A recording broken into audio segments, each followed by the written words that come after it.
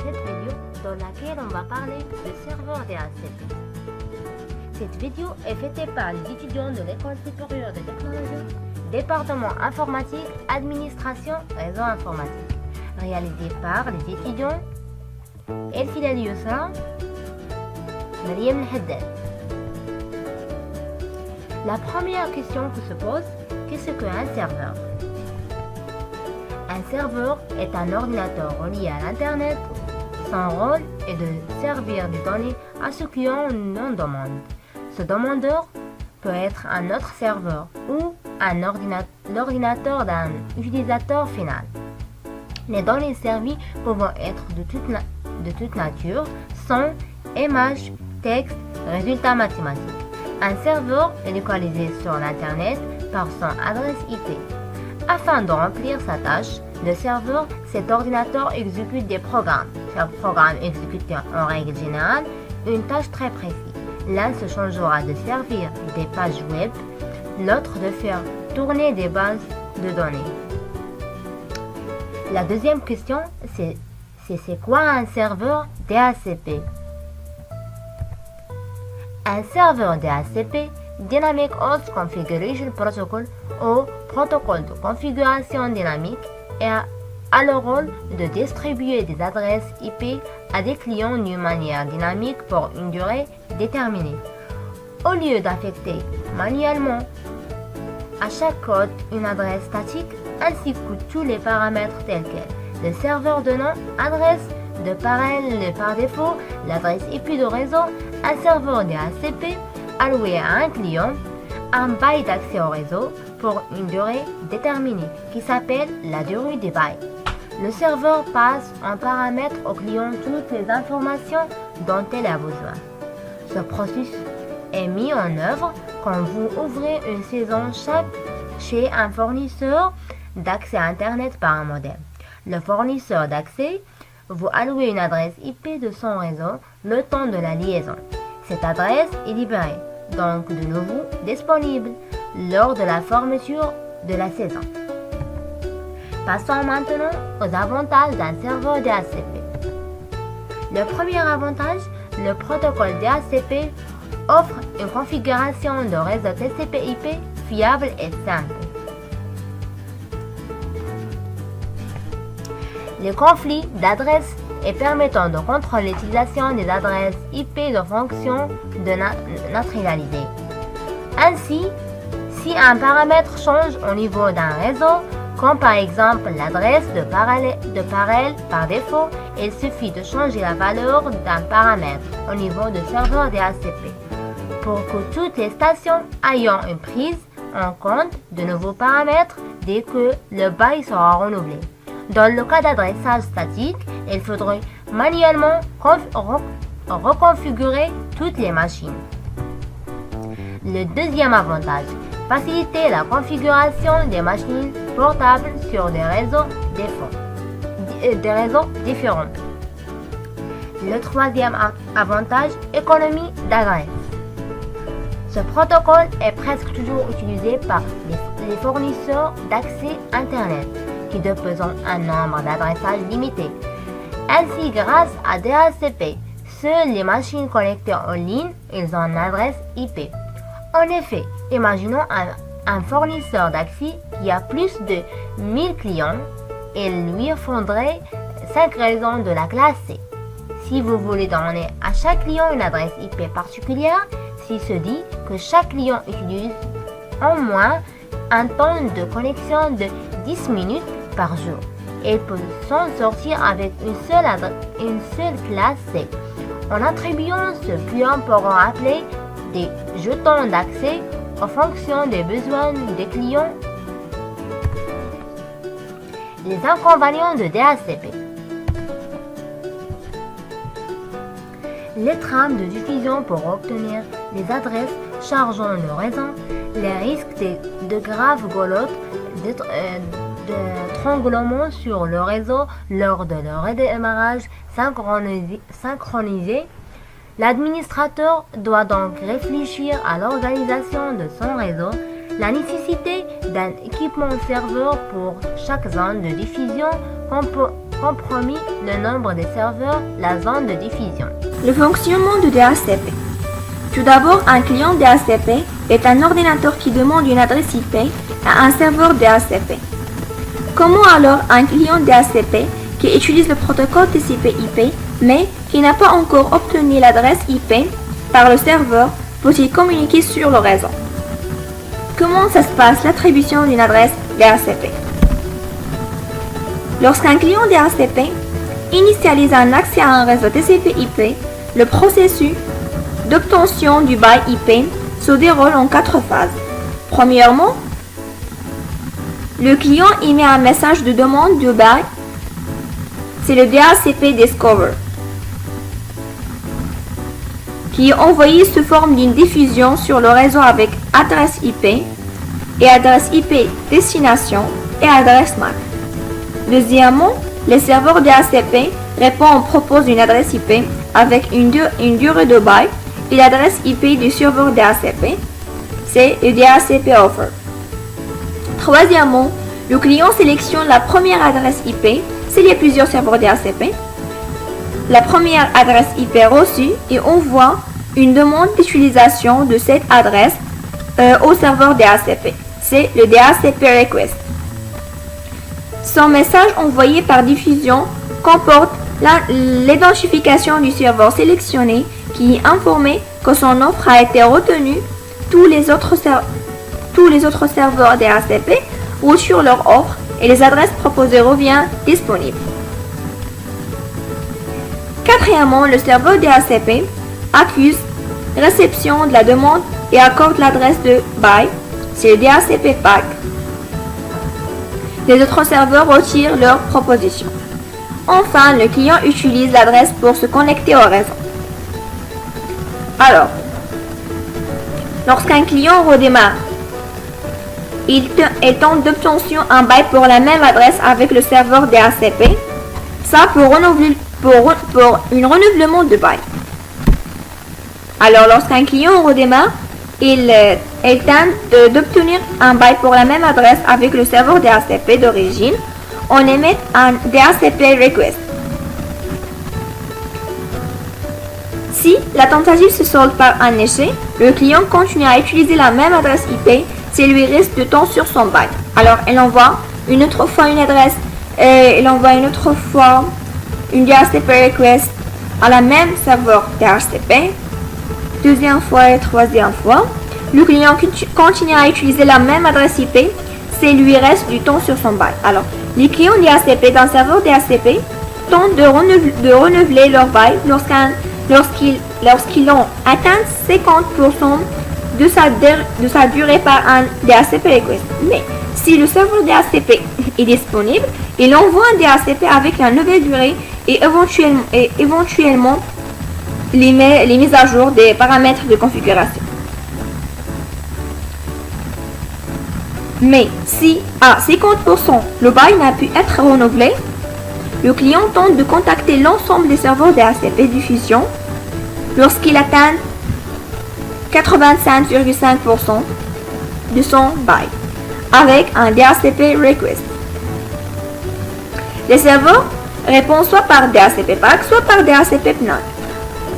Et lorsque le bail expire ou qu'un message DHCP PNAC est reçu, le client doit cesser d'utiliser l'adresse IP et demander un nouvel bail.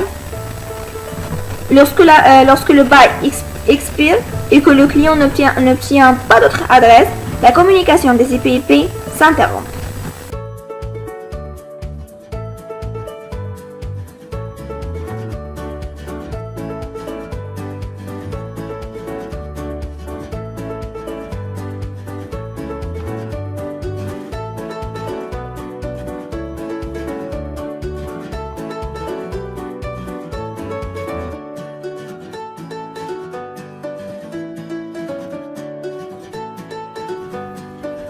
Alors, on a besoin d'une machine virtuelle. On va utiliser le VMware.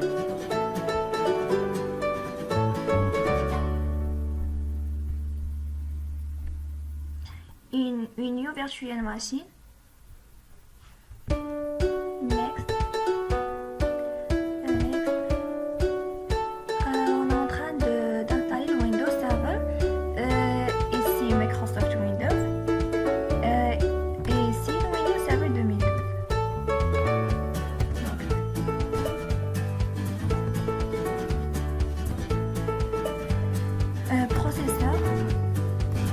Donc notre machine est 64 bits.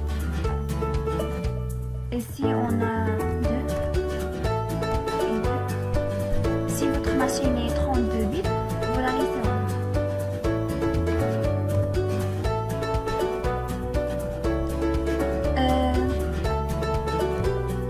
L'image ISO qu'on a déjà installée, ouvrir et cliquer.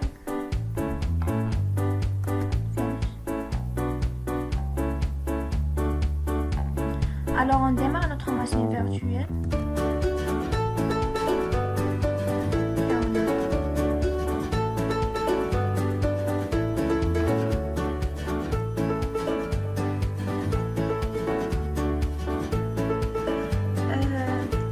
D'abord, un Windows Server, c'est un système serveur qui va vous servir de partager les dossiers à travers de votre réseau et aussi de gérer votre utilisateur.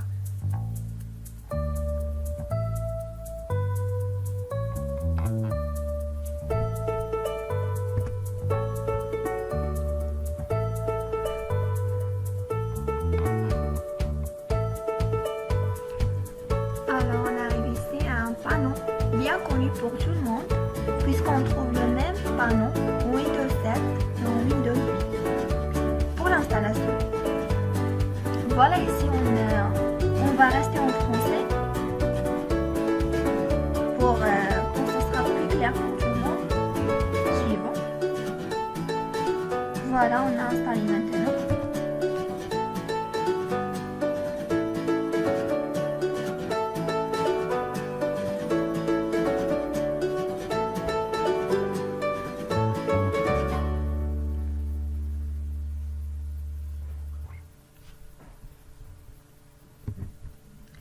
Alors ici, on va choisir la deuxième version car on a besoin de l'interface graphique, une interface commande pour nous servira ensuite d'installer des services ou des rôles.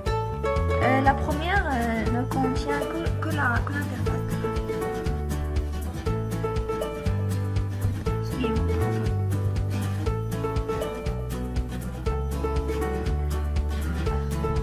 Ici on accepte.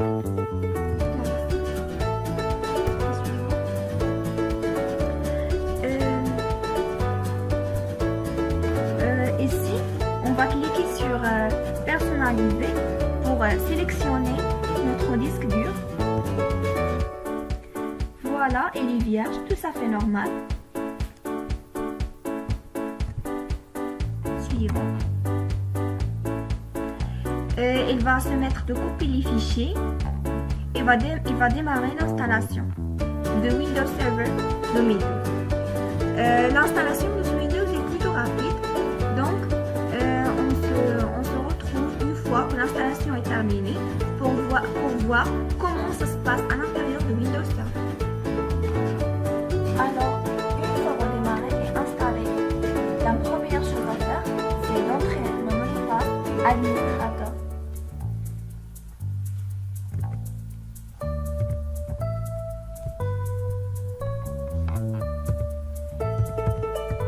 Essayez d'entrer un mot de passe sécure.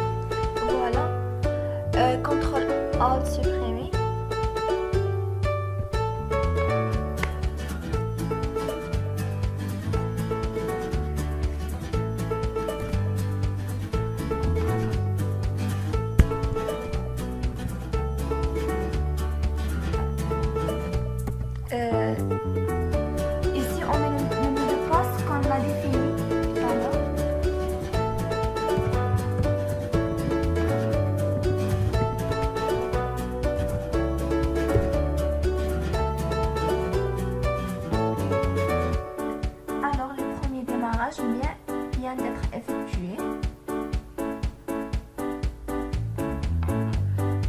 Et voilà. Nous assis au Windows Server 2012.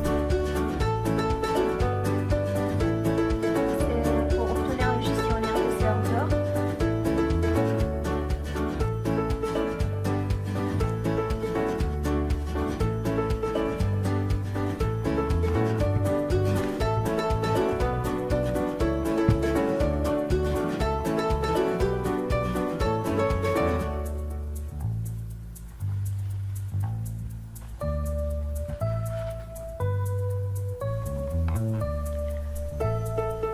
Alors, on clique sur Ajouter des rôles et des fonctionnalités. Suivant. L'installation basée sur un rôle ou une fonctionnalité. Suivant. Toujours suivant. Le serveur DHCP. Ajouter des fonctionnalités. Continuer. Suivant. Suivant. Suivant. Et installer.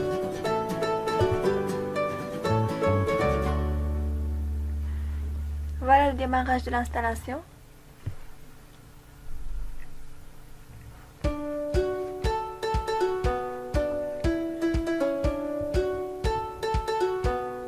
Voilà, l'installation est terminée.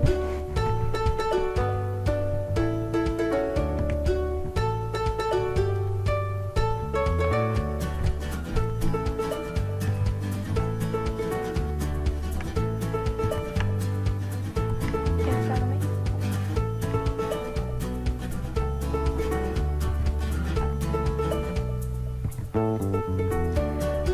Et voilà, le DHCP.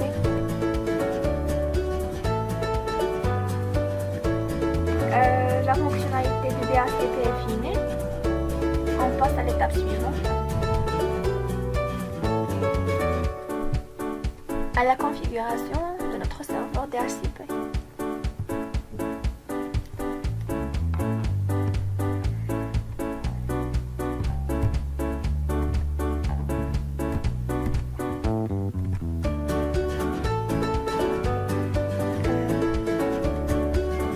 On va créer une nouvelle étendue. Suivant. Par exemple,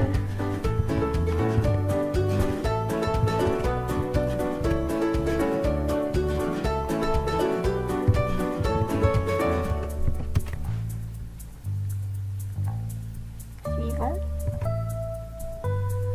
L'adresse IP de début. Par exemple,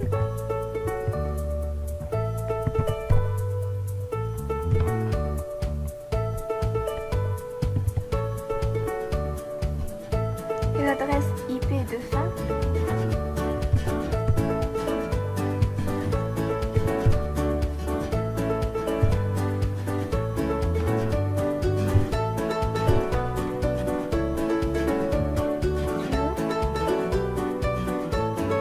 Suivant. Suivant.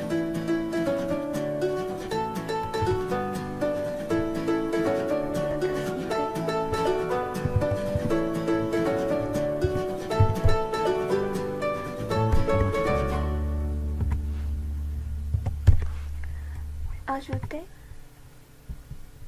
Et suivant. Nom de serveur.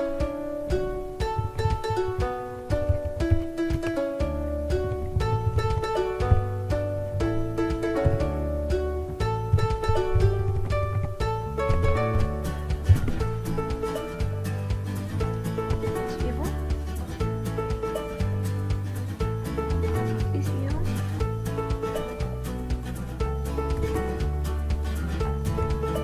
Et terminé.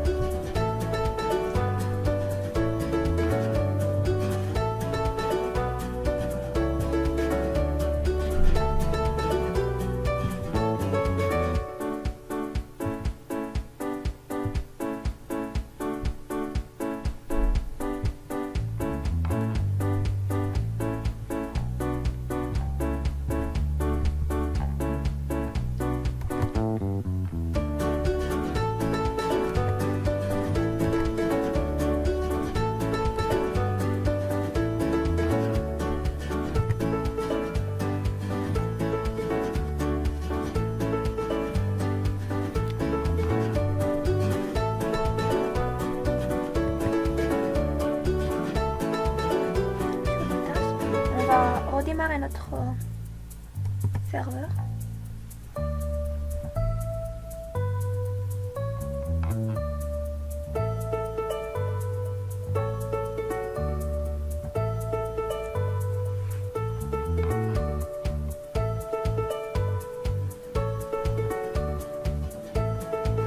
Et voilà, notre serveur est fonctionné normalement.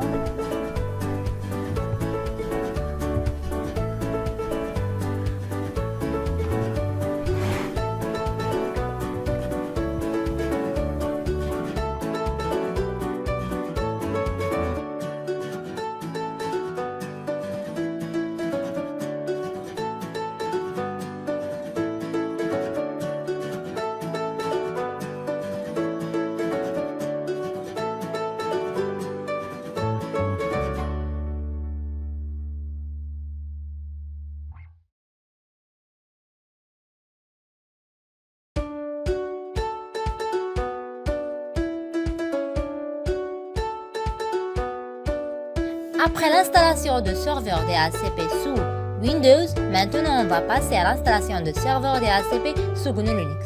Et pour ça, on va lancer le terminal.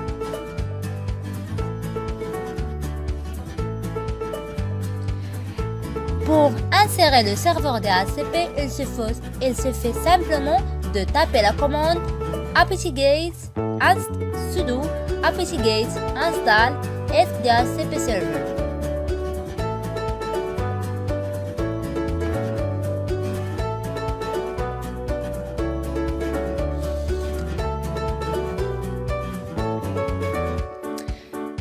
Il faut entrer notre mot de passe et voilà l'installation de package de serveur DHCP démarrer. On attend jusqu'à la fin de l'installation. Il ne prend pas de temps.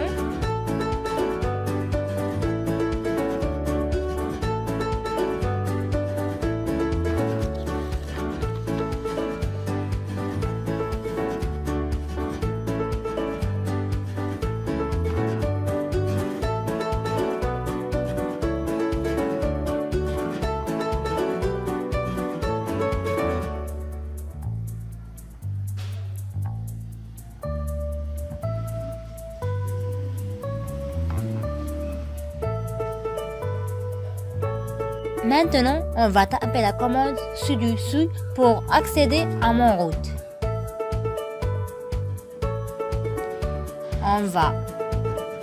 Maintenant, nous sommes à la route. On va taper la commande fconfig pour la configuration des interfaces. Et voilà, il nous donc on doit installer la carte réseau. Pour celle-là, on va taper la commande sudo apt-get install networkless.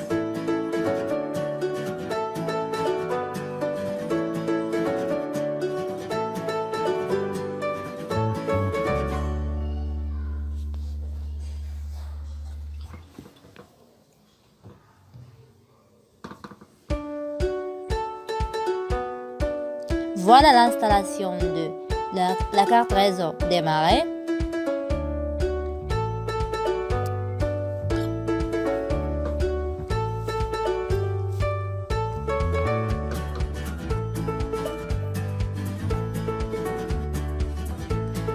Pour que notre serveur écoute dans certaines interfaces, il faut spécifier dans nano etc / default / ESC DHCP server. Et voilà, on va coller le nom de l'interface. Après, on va cliquer sur CTRL X.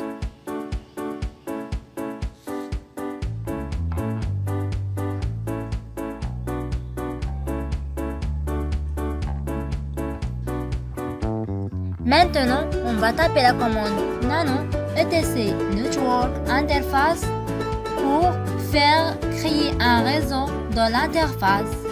Ce fichier l'interface contient la configuration réseau de chaque interface de votre ordinateur.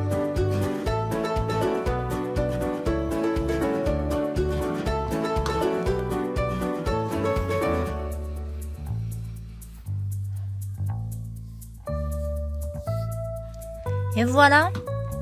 Maintenant, on va taper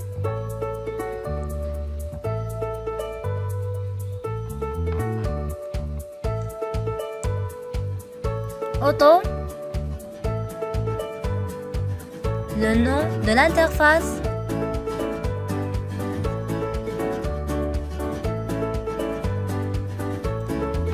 efface le nom de l'interface,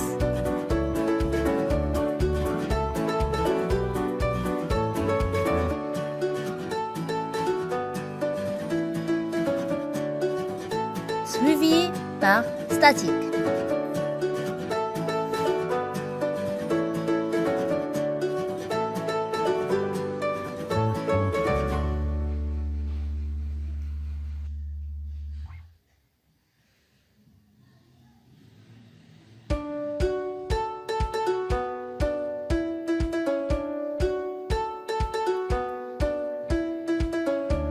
Init static.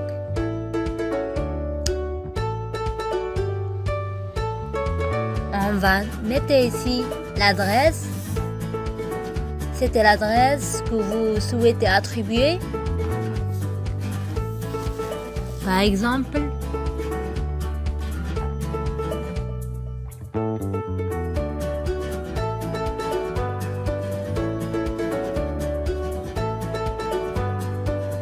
network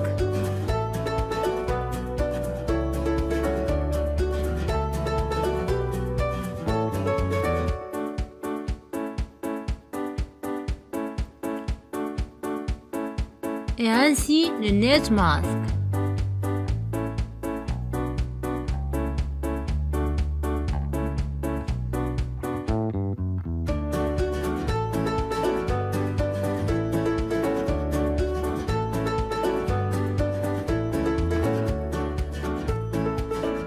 Broadcast, par exemple,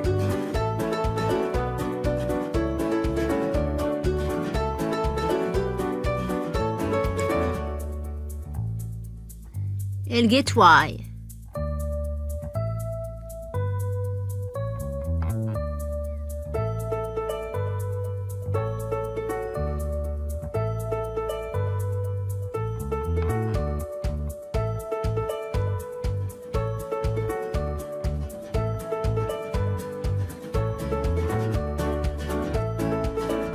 On va mettre CTRL-C, on va taper la commande nano /etc /dacp dacpd.conf pour la configuration de serveur. Ce qui fait dans un fichier, on va le renseigner tous les paramètres nécessaires. Donc, dans cette partie, on va régler le serveur DHCP. Je tape ma commande.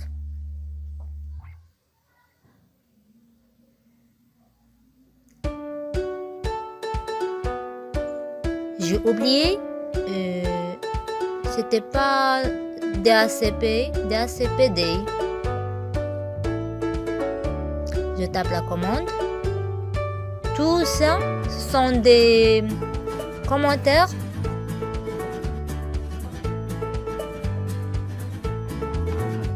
Je veux régler mes paramètres ici.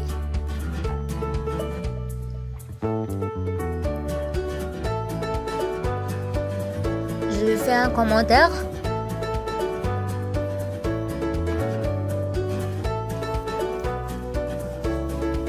Je vais écrire ici un commentaire.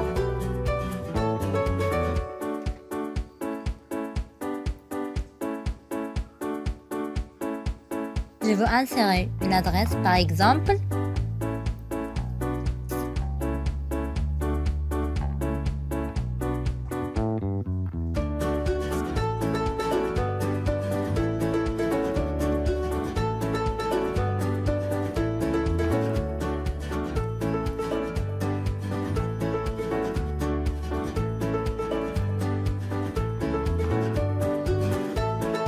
On va donner par exemple cette adresse.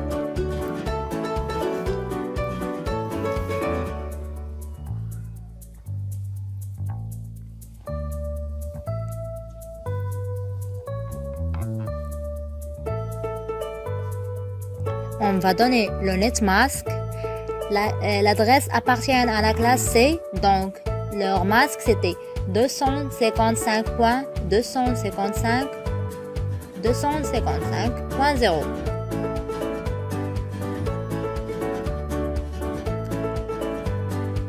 Ensuite, on va donner le range.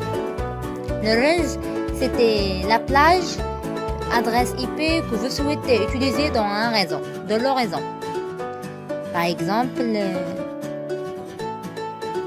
celui-là.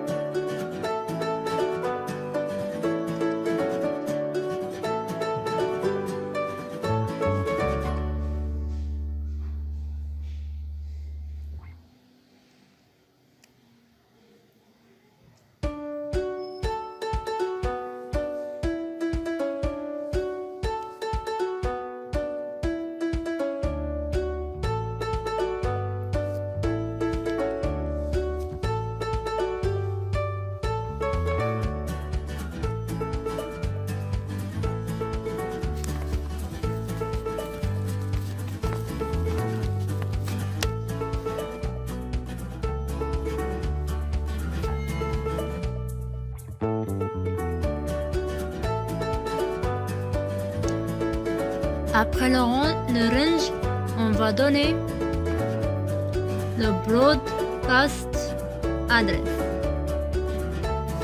Le broadcast address, il s'agit de l'adresse de notre réseau.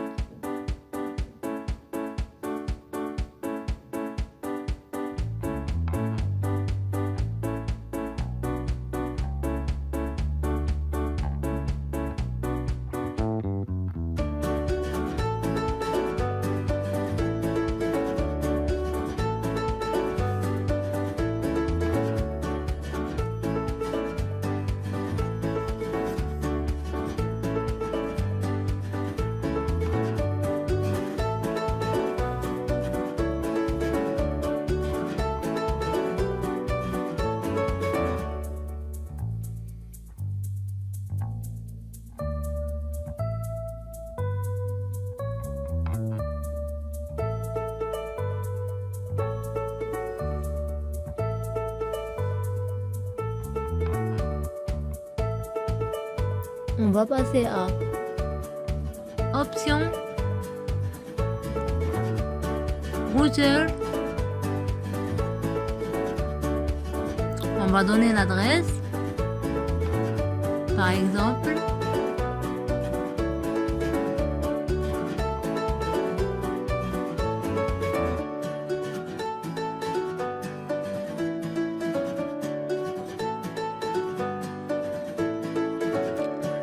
le default.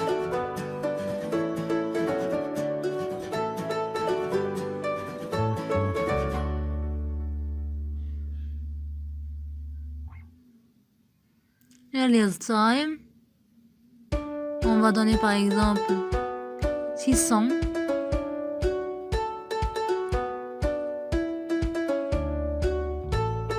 Le max earliest time. On va donner 7200. Et voilà, on ferme la collab.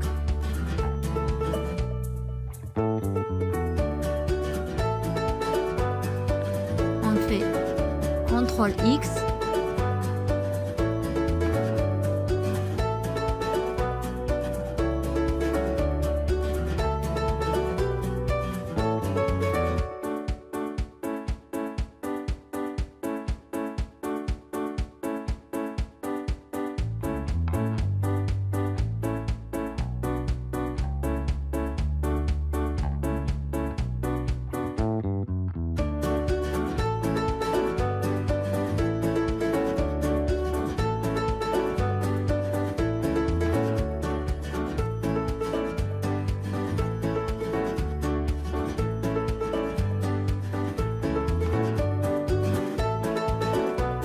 Maintenant, pour prendre en compte notre niveau paramètre, on va redémarrer le serveur DHCP en utilisant la commande robot.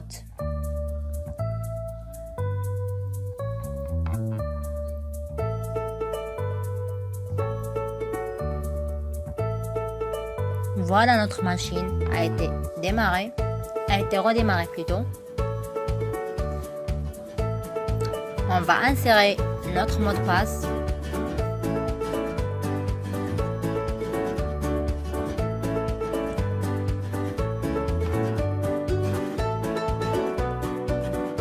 Je veux lancer deuxième fois le terminal.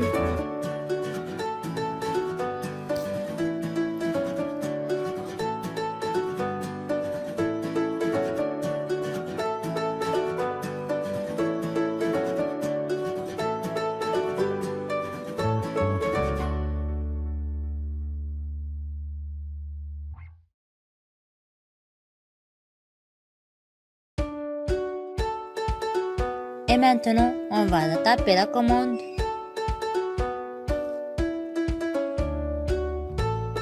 système ctl restart ESC DHCP server.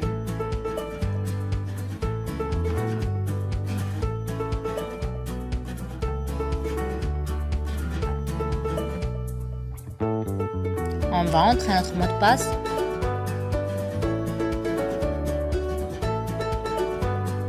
On va entrer une deuxième commande.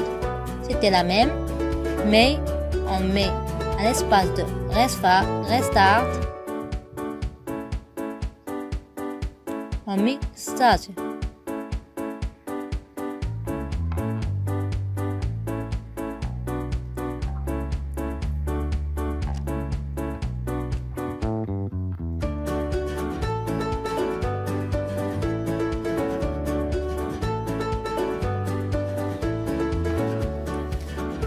Et voilà, notre serveur était installé et ça marche.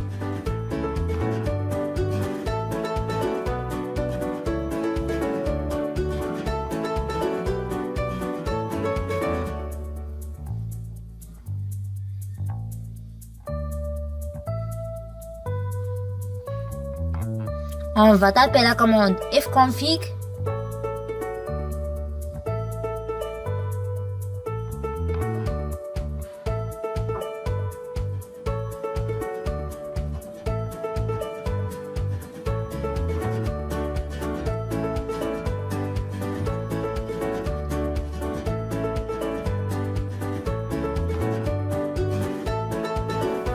Maintenant, on va passer à la configuration de serveur DHCP sous la Packet Tracer.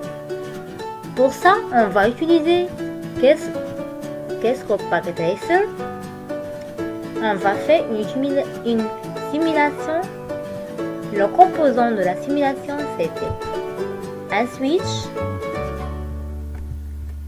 4 PC,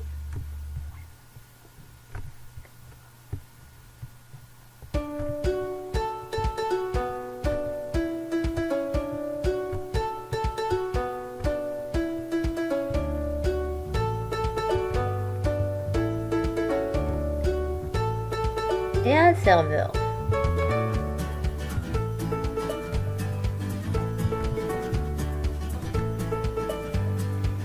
Et on va relier les composants de cette simulation avec un câble droit. On va cliquer sur le port de Fast Enter 0.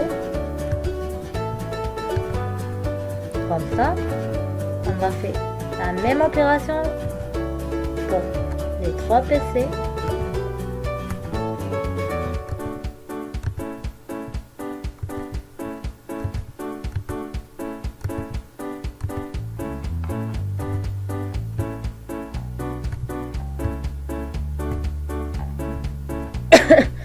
On va relier les switches avec le serveur.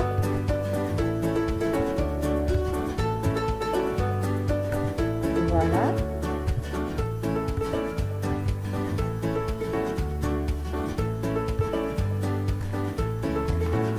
Pour la configuration de serveur, c'est juste double-clic sur le serveur et voici.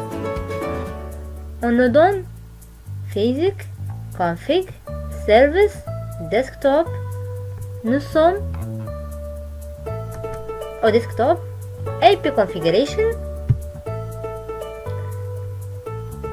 Ici, on va mettre une adresse IP, par exemple 10.0.0.1. Masque, c'est 2055.0.0.0. On va partir au config, au service DHCP. Ici, on va le mettre un autre nom. Par exemple, NAT1. Pour le gateway, on va mettre par exemple 10. 0, 0, 1. Ici on a deux points, je mets une 0. Je laisse comme ça le serveur DNS. Cet angle, c'est pour le maximum nombre de machines, de PC. Pour moi, je mets par exemple 10. Je mets on mon service. Je mets add. Voici mon serveur décrié. Maintenant, je veux partir.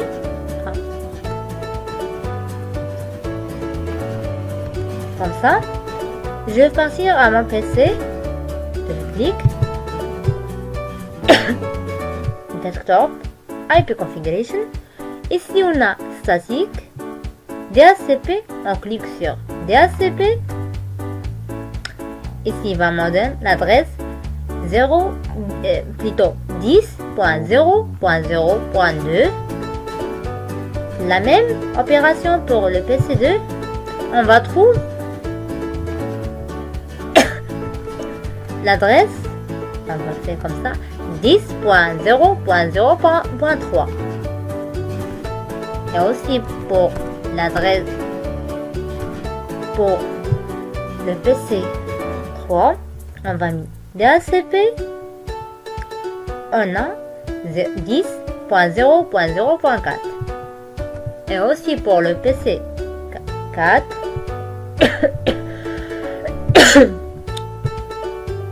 on met DHCP 10.0.0.5. Donc,